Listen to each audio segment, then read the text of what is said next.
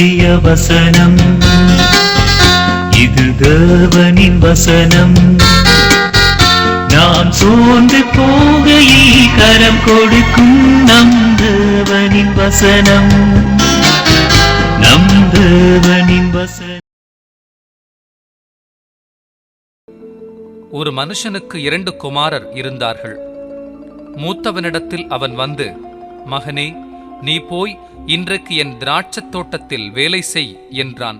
அதற்கு அவன், மாட்டேன் என்றான். ஆகிலும் பின்பு அவன் மனஸ்தாபப்பட்டு போனான். இளையவனிடத்திலும் அவன் வந்து அப்படியே சொன்னான். அதற்கு அவன், போகிறேன் ஐயா என்று சொல்லியும் போகவில்லை. இவ்விருவரில் எவன் தகப்பனுடைய சித்தத்தின்படி செய்தவன் என்று கேட்டார். அதற்கு அவர்கள், மூத்தவன்தான் என்றார்கள்.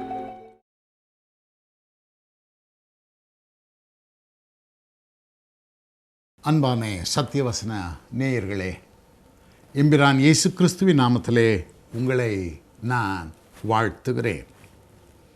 இந்த நாளிலும் இந்த வேத ஆய்வு நேரத்திற்கு உங்கள் நேரத்தை ஒதுக்கி காத்திருக்கிற உங்களை நான் பாராட்டுகிறேன். மத்தேயு சுவிசேஷம் 21ஆம் அதிகாரம். ஆண்டவர் அங்கே ஜனங்களோடு பேசுகிறார். ஆண்டவர் பேசிய போது அதிகமாக ஓமைகளாகத்தான் பேசினார். இயேசு கிறிஸ்துவினுடைய ஊழிய காலத்திலே நாம் ஒன்றை பார்க்க முடிகிறது. அவர் தம்முடைய ஊழிய காலத்திலே போதனையிலே அதிகமாக மார்க்கத் தலைவர்களை அவர் கடிந்து கொண்டார். மற்றவர்களை கடிந்து கொள்ளுவதை விட அவர் மார்க்கத் தலைவர்களைத்தான் அதிகமாக கடிந்து கொண்டார். அருமையானவர்களே, ஒருவேளை இதை நான் நோக்கும் பொழுது இப்படியாக அடிக்கடி நினைத்து வருகிறேன். என்னுடைய கருத்தை நான் சொல்லுகிறேன். இந்த மார்க்கத் தலைவர்கள், ஊழியக்காரர்கள் என்கிற வர்க்கம் அந்நாள் முதலே மக்களுக்கு இடரலை கொண்டு வருகிற வர்க்கமாயிருந்ததோ என்னவோ தெரியவில்லை. அந்நாளிலும் இயேசுவின் காலத்திலும் மார்க்கத் தலைவர்கள் அப்படித்தான் இருந்தார்கள். இன்றைக்கும் அப்படித்தான் மார்க்கத் தலைவர்கள் இருக்கிறார்கள். இயேசுவின் காலத்தில் எப்படி இருந்தார்களோ அப்படி தான் இக்காலத்தில் இருக்கிறாங்க. இனி எதிர்காலத்திலும் அப்படி தான் இருப்பாங்க போல இருக்கு. நானும் ஊழியக்காரன் தான், என்னையும் உட்படுத்தித்தான் நான் பேசுகிறேன். அநேக வேளைகளிலே அருமையானவர்களே, என்னை வேறுபடுத்தி பேசலை. இப்போ என்னையும் உட்படுத்திக்கிட்டு தான் ஊழியக்காரரோடே ஒன்றித்து வைத்து தான் பேசுகிறேன். அநேக வேளைகளிலே நாம் தான் சாதாரண விசுவாசிகள் இடறுவதற்கு காரணமாக இருக்கிறோம். அதை நாம் மூடி மறைக்கக்கூடாது. அதை தேவ சமூகத்திலே ஒப்புக்கொள்ளணும். ஆகினாலே முக்கியமானவங்க அவங்க தானுங்களே. இன்றைக்கு மேய்ப்பன் அவன் எப்படி போகிறானோ, அவன் எப்படி நடத்துகிறானோ, ஆடுகள் அப்படி தானே போகும். ஆகவே மேய்ப்பன் தான் பொறுப்பு. ஆகவே கிறிஸ்தவ தலைவர்கள் தான் பொறுப்பு. கிறிஸ்தவ ஊழியக்காரர் தான் பொறுப்பு. கிறிஸ்தவ ஆத்துமாக்களினுடைய நன்மைக்கானாலும் சரி, அவர்கள் தீமைக்கு எதுவாக நடக்கிறார்கள் என்றாலும் சரி, அதுக்கு பொறுப்பு கிறிஸ்தவ ஊழியக்காரர்கள், கிறிஸ்தவ தலைவர்கள். அந்நாளிலும் தேவன் அதை அறிந்திருந்தார். ஆகவே மக்களுக்கு ஊழியக்காரர் இடரெல்லாம் இருக்கக்கூடாது என்பதற்காக ஆண்டவர் அதிகமாய் மார்க்கத் தலைவர்களை அவர் கண்டித்து கடிந்து கொண்டு அவர்களுக்கு உபதேசிக்கிறார், அவர்களோடு பேசுகிறார். இந்த மத்தேயு சுவிசேஷம் 21ஆம் அதிகாரத்திலும் கூட அந்த உண்மையைத்தான் நாம் பார்க்கிறோம். அருமையானவர்களே, நான் வாசிக்க விரும்புகிற வசனங்கள் பரிசுத்த மத்தேயு என்பவர் எழுதிய சுவிசேஷம் 21ஆம் அதிகாரம் 28, 29, 30, 31, 32 வசனங்கள். ஆயினும் உங்களுக்கு எப்படி தோன்றுகிறது? ஒரு மனுஷனுக்கு 2 குமாரர் இருந்தார்கள். மூத்தவனிடத்தில் அவன் வந்து, மகனே, நீ போய் இன்றைக்கு என் திராட்சை தோட்டத்திலே வேலை செய் என்றான். 2 மகன்களை குறித்து ஆண்டவர் சொல்றார். இந்த 2 மகன்கள்னு சொன்ன உடனே, 2 குமாரர்னு சொன்ன உடனே நம்ம சிந்தனை ஆட்டோமேட்டிக்காக எங்கே போகணும்? லூக்கா சுவிசேஷம் 15ஆம் அதிகாரத்துக்கு போகணும். அங்கே 2 குமாரரை பற்றி ஆண்டவர் ஒரு உவமை சொல்கிறார். ஆகவே இங்கே 2 குமாரர்னும் போது அங்கே போய் ஆகணும் நம்முடைய மனது. அப்படி போகலைன்னு சொன்னால் நமக்கு கர்த்தருடைய வசனத்தின் பேரிலே ஒரு இருக்க வேண்டிய அளவு ஒரு பற்று, ஒரு அறிவு, ஒரு ஆய்வு இல்லை என்பதுதான் அர்த்தம். 2 குமாரர்கள் இருந்தார்கள். ஆனால் லூக்கா சுவிசேஷம் 15ஆம் அதிகாரத்திலே இளையவன் நல்லவனாகவும் மூத்தவன் அவன் மாறுபட்டவனாகவும் தெரிகிறான். ஆனால் இங்கே ஆண்டவர் மாற்றிட்டாருங்க. மூத்தவனை நல்லவனாக பார்க்கிறோம், இளையவன் தான் மாறுபட்டவனாக இங்கு காணப்படுகிறான். ஆனால் 2 ஒரே கருத்தை தான் நமக்கு கொடுக்கிறது. லூக்கா சுவிசேஷம் 15ஆம் அதிகாரத்திலே சொல்லப்பட்ட மூத்த மகன் அவன் பரிசேயரை காட்டுகிற ஒருவனாக இருக்கிறான். இளைய மகன் அவன் பாவிகளை காட்டுகிற ஒருவனாக இருக்கிறான். தவறு செய்கிறவர்களை, குற்றம் புரிகிறவர்களை காட்டுகிற ஒருவனாக இருக்கிறான். இந்த இடத்திலே அது மாறுபட்டு இருக்கிறது. மூத்தவன் நல்லவனாகவும் இளையவன் தீயவனாகவும் இங்கு பேசப்படுகிறதை நாம் பார்க்கிறோம். ஆண்டவர் சொல்லுகிறார், மூத்தவனிடத்திலே வந்து தகப்பன் சொல்றான், மகனே, நீ போய் இன்றைக்கு திராட்சை தோட்டத்திலே வேலை செய் என்றான். அதற்கு அவன் என்ன சொன்னான்? மாட்டேன் என்றான். ஆகிலும் பின்பு மனஸ்தாபப்பட்டு போனான்.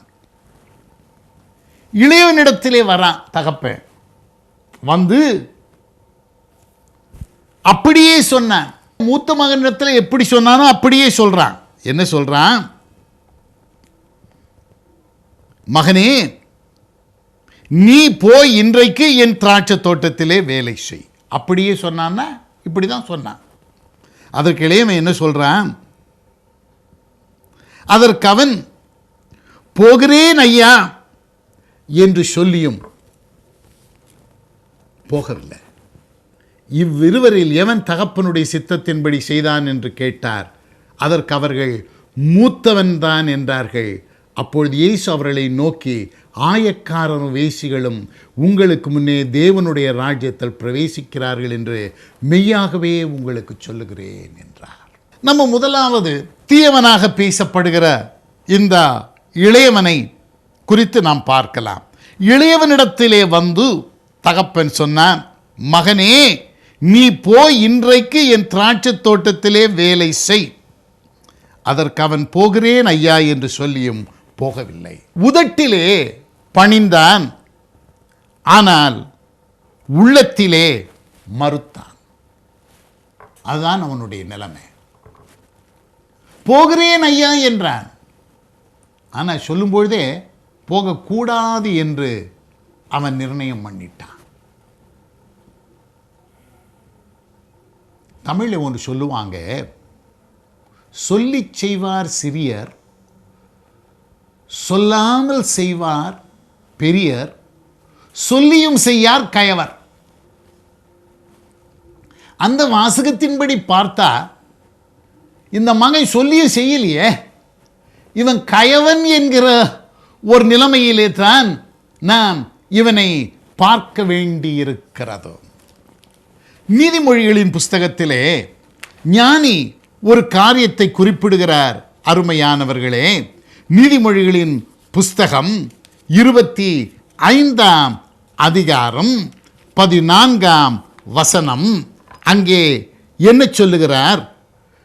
கொடுப்பேன் என்று சொல்லியும் கொடாமல் இருக்கிற வஞ்சகன் மழையில்லாத மேகங்களுக்கும் காற்றுக்கும் சரி. கொடுப்பேன் என்று சொல்லியும் கொடாமல் இருக்கிற வஞ்சகன்.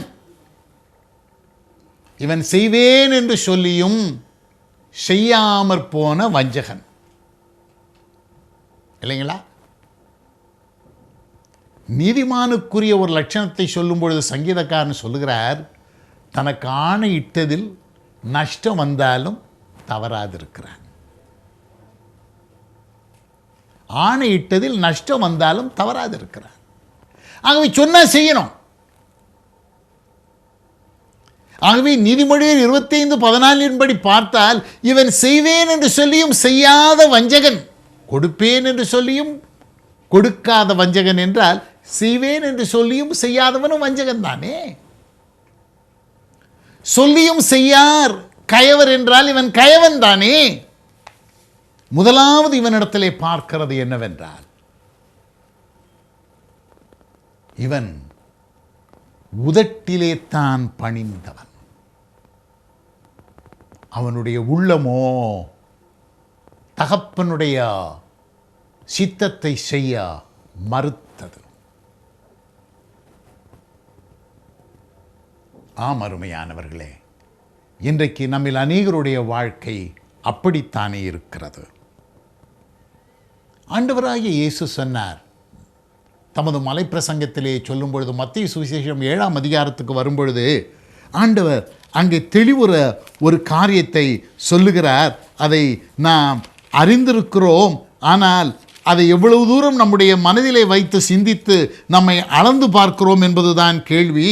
21ஆம் வசனத்திலே சொல்லுகிறார், பரலோகத்தில் இருக்கிற என் பிதாவின் சித்தத்தின்படி செய்கிறவனே தேவனுடைய ராஜ்யத்திலே பிரவேசிப்பான அல்லாமல் என்னை நோக்கி கர்த்தாவே கர்த்தாவே என்று சொல்லுகிறவன் அதில் பிரவேசிப்பதில்லை. இவன் தகப்பனுடைய சித்தத்தை செய்ய மனமில்லாத மகன். ஆனால் பேச்சு செய்கிறேன் ஐயா, அதிக பணிவோடும் தயவோடும் தகப்பனை நேசிக்கிறது போலவும் தகப்பனுடைய பிரியத்தை நிறைவேற்றுகிற ஒருவனைப் போலவும் உதட்டிலே பேசினான். ஆனால் உள்ளத்திலோ தகப்பனுடைய சித்தத்தை செய்யவில்லை. இன்றைக்கு நம்மில் அநேகருடைய நிலைமையும் அப்படித்தான் இருக்கிறது. கர்த்தாவே கர்த்தாவே கர்த்தாவே, ஸ்தோத்திரம் ஆண்டவரே, மூச்சுக்கு 300 அல்லேலூயா சொல்லிடுவோம், வேண்டான்னு சொல்லலை. மூச்சுக்கு 300 அல்லேலூயா சொல்லு, 1000 அல்லேலூயாவும் சொல்லு, நல்லது தான். ஆனால் கர்த்தருடைய சித்தத்தை செய்யலையப்பா, அப்புறம் என்ன? கர்த்தாவே கர்த்தாவேன்னு சொல்லி என்ன பிரயோஜனம்?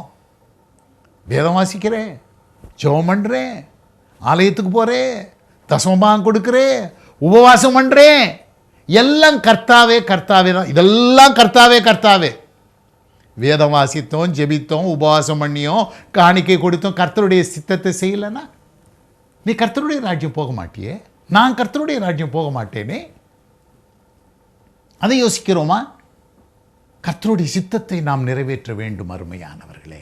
இதுதான் முதலாவது காரியம். நீ என்னதான் நம்ம 1000 விதங்களிலே ஆண்டவரை மகிமைப்படுத்தி உயர்த்தி என்னதான் 1000 காணிக்க கொடுத்தாலும் கர்த்தருடைய சித்தத்தை செய்யாமல் போனால் பிரயோஜனம் இல்லை. உம்முடைய நாமத்தினாலே தீர்க்க தரிசனம் சொன்னோமே, சொல்லு. பிசாசுகளை துரத்தணுமே, துரத்து. பிணியாளிகளை குணமாக்கணும் ஆண்டவரை, ஆமாம் செய்யு. அதனால் நான் உன்னை அறியே, என்னை விட்டு அகன்று போயிடு. என்னையா இது? அக்கிரம செய்கைக்காரர் என்னை விட்டு அகன்று போங்கள். என்னையா அக்கிரம செய்கின்றாரு? தீர்க்க தரிசனம் சொன்னதா? பிணியாளிகளை சுகப்படுத்தினதா? என்னையா இது? எப்பா, இதெல்லாம் செய்த, ஆனால் தேவனுடைய சித்தத்தை செய்யாத, தேவ சித்தத்தை செய்ய மறுத்த அக்கிரமக்காரனாக இருந்தால் எப்படி போவோம்? அதுதான் ஆண்டவர் அங்கே சொல்றார். என்னை நோக்கி கர்த்தாவே கர்த்தாவே என்று சொல்லுகிறவன் போயிட மாட்டான். பிதாவின் சித்தத்தின்படி செய்கிறவன் தான் போவான். ஆகவே அந்த இளைய மகனுடைய காரியத்திலே நாம் பார்க்கிற தவறு அதுதான். செய்வேன் என்று சொன்னான், ஆனால் செய்யவில்லை. உதட்டிலே ஒன்று, உள்ளத்திலே மற்றொன்று. அவன் தகப்பன்னு சொல்லும் பொழுதே செய்யக்கூடாது என்று தீர்மானித்துட்டாங்க. வார்த்தையில மாத்திரம் தன் தகப்பனை பிரியப்படுத்த பேசினான். இன்றைக்கும் கூட நம்முடைய வாயினாலும் வார்த்தையினாலும் தான் கர்த்தரை பிரியப்படுத்துகிறோம். கர்த்தரை பிரியப்படுத்துறது நாங்கள் வாயினாலும் வார்த்தையினாலும் போதாதுங்க. கர்த்தருடைய சித்தத்தை செய்து கர்த்தரை பிரியப்படுத்தணும். அதை நாம் நம்முடைய வாழ்க்கையில் உணர்கிறோம். அருமையானவர்களே, யோசித்து பாருங்கள்.